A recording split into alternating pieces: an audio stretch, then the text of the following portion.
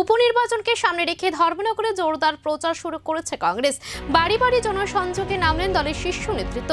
আসন্ন 56 নম্বর ধর্মনগর বিধানসভা উপনির্বাচনকে ঘিরে রবিবার সকালে কংগ্রেস প্রার্থী চয়ন ভট্টাচার্যের সমর্থনে বিভিন্ন এলাকায় প্রচার চালানো হয়। এই কর্মসূচিতে অংশ নেন কংগ্রেস বিধায়ক সুদীপ রায় বর্মন। উপস্থিত ছিলেন জেলা কংগ্রেস সভাপতি দিগ্বিজয় চক্রবর্তী সহ অন্যান্য নেতা কর্মীরা। সকাল থেকে ভোটারদের বাড়ি বাড়ি গিয়ে সমর্থন জানান এবং স্থানীয় সমস্যার কথাও শুনেন তারা। অন্যদিকে কংগ্রেস প্রার্থী চয়ন ভট্টাচার্য জানান, এলাকার উন্নয়ন ও মানুষের স্বার্থে তিনি কাজ করতে চান। উপনির্বাচনকে কেন্দ্র করে ধর্মনগরের রাজনৈতিক উত্তাপ ক্রমশ বাড়ছে। মাঠে নেমেছে সব দলই। স্বাভাবিকভাবেই মানুষ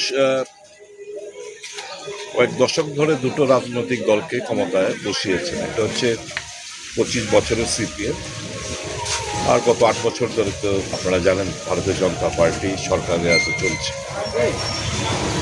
মানুষ যেখানে যাচ্ছে মানুষ বলছে চোরদের খেতে ডাকাতদের আনবে। অনেক বাড়ি থেকে কথা বলেছে যে আপনারা তো চোর খেয়ে দিয়েছেন, আনলেন তো ডাকাত।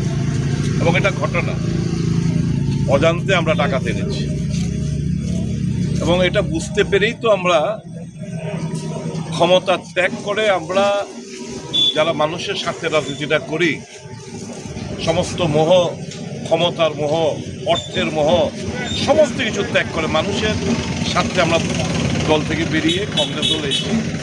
কারণ আমরা মনে করি কংগ্রেস দল ছাড়া দেশ সামলানো কারোর পক্ষে সম্ভব না। আর বিজেপি যেই জায়গায় দেশটাকে নিয়ে গেছে, অর্থনৈতিক দিক দিয়ে বলুন, বিদেশ নীতির দিক দিয়ে বলুন, বেকারত্বর জ্বালায় মানুষ আজকে যুবকরা দিশেহারা।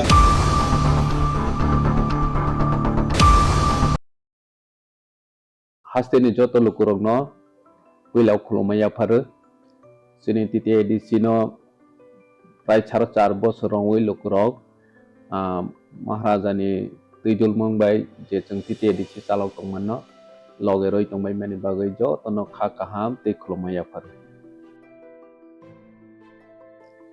blaikha hambai chung last foreign half year ro chung chini titi edisi chini limited fan ni bisingo phano chung lukurog